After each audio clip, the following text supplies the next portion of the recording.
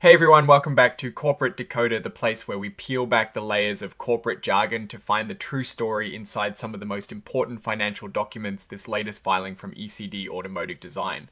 Incorporated is a doozy. It's an amendment to their S-1 registration statement, and it is packed with some eye-raising numbers that tell quite a tale. So let us dive into the financials and see what ECD Automotive Design Incorporated has been up to lately. It's a crucial look at their financial health and future prospects. This document is essentially a public offering prospectus from ECD Automotive Design Incorporated, a company that has been through quite a bit since its initial public offering.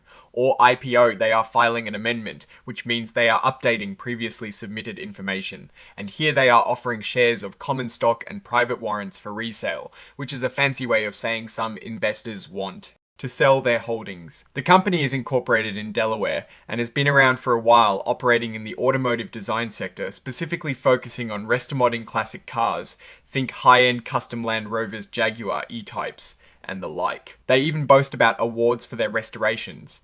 But the real story often lies in the numbers, so let's get to it, especially since they are an emerging growth company, which means they get to follow some slightly simpler reporting rules. This prospectus concerns the resale of a massive number of shares of the company's common stock, and also some private warrants. These are not new shares being issued by the company to raise money directly, but rather shares that existing shareholders want to sell, so the company itself does not get any cash from selling these particular shares, except if the warrants are exercised, which is a whole other story, and as we will see, it's a complicated one. The sheer volume of shares being registered for resale is what caught my eye. It's a staggering 300 million shares, plus the shares underlying warrants, and shares possibly issuable under an equity purchase facility agreement.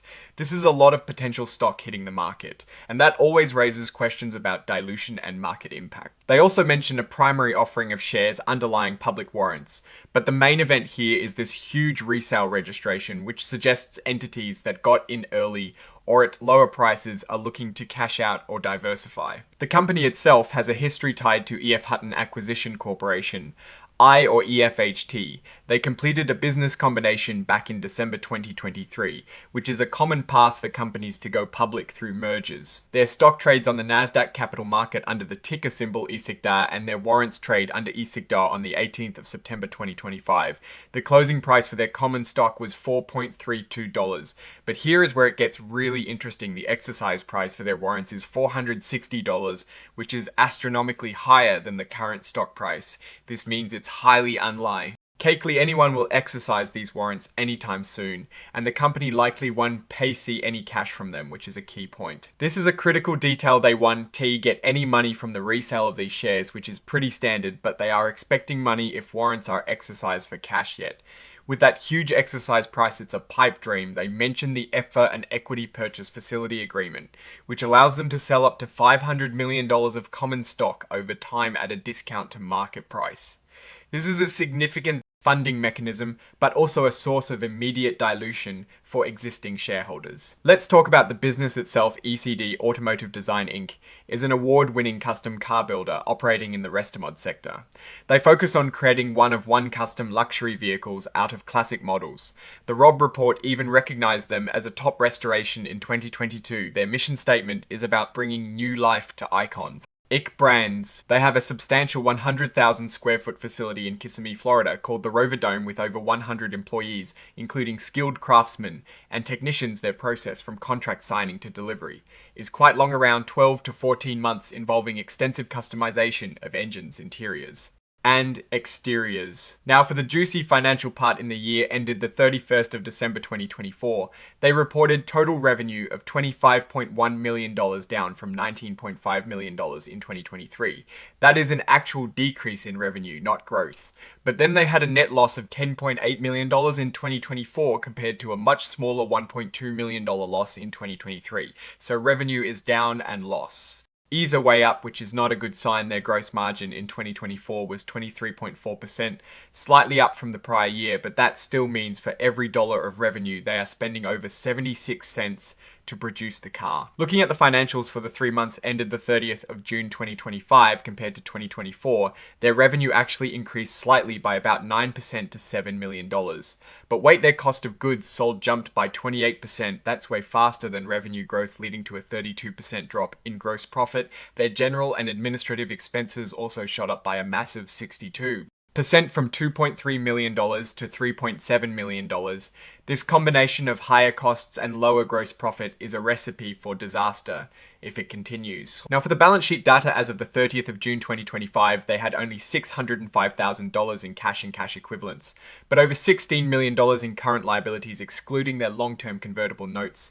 That is a serious liquidity crunch. Their total liabilities exceed $37 million, while their total assets are just under $14.4 million. They have a very substantial negative equity position. This highlights the going concern warning they received in their audit report. And the going concern doubt is explicitly stated by their auditor Barton CPA PLC. They have sustained significant losses, negative cash flows, and an accumulated deficit.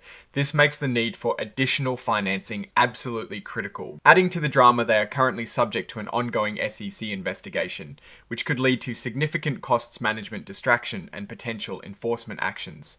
This is obviously a major risk factor and a reason for investor concern. To try and stay compliant with NASDAQ listing rules, which require a minimum stock price, they have executed a 1-for-40 reverse stock split. They are hoping this artificially inflates the share price, but there is no guarantee it will help them maintain compliance or improve liquidity. The risk is that the stock price could decline further and the reverse. Split itself could be viewed negatively by the market. Looking at who is selling these shares, a significant number of them are insiders and early investors who acquired shares at much lower prices. For example, they mention initial shareholders bought shares for around $3.6 and some units were acquired for $400 per unit. They may be incentivized to sell even at current prices, generating profits that public shareholders who bought at higher prices might not see this difference in. Acquisition price is a really important point for understanding selling pressure. The table of selling security holders gives us a peek into who is moving their positions. Some of the names are familiar investment funds and individuals linked to the company's past. This is a very long list, and the footnotes reveal how these shares were acquired, a mix of early purchases, founder shares, and compensation. The sheer volume of shares being registered for resale represents a substantial portion of their public float, and the sale of these shares could significantly depress the market price of their securities. This is a classic risk for companies with many early investors and insiders looking to exit. The financial tables reveal a complex web of debt warrants and convertible notes with liabilities like warrant liabilities and derivative liabilities being marked to market. This means fluctuations in the company's stock price directly impact their reported financial results, even if it's just on paper impacting their reported net income and loss. Let's revisit those recent financials for the 3 months ended the 30th of June 2025 compared to 2024.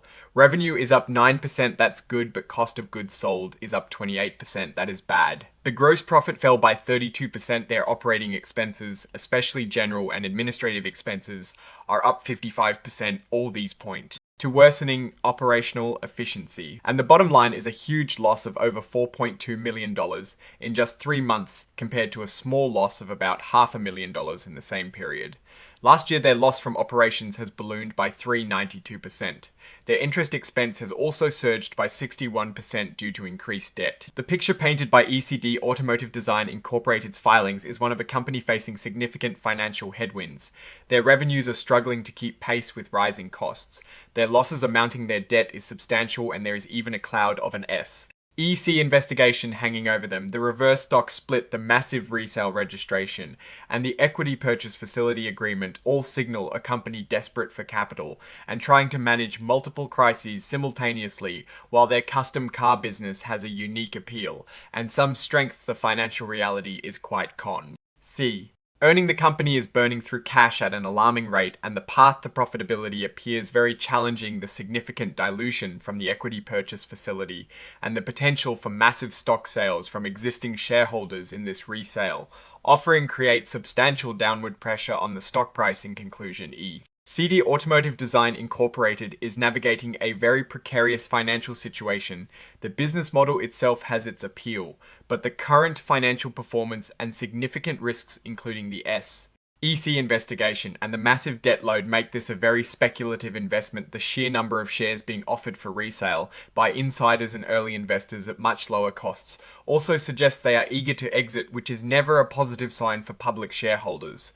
So what is my verdict on ECD Automotive Design Incorporate? D, right now, it is a high risk, high reward situation if they can turn things around, navigate these financial and legal challenges, and execute their growth strategy. There might be potential, but the immediate future looks incredibly tough. It is a gamble given the current debt levels and the ongoing EC investigation. What do you think about ECD Automotive Design Incorporated and its latest filing? Are you excited about the prospect of more custom cars, or are the financial numbers too scary?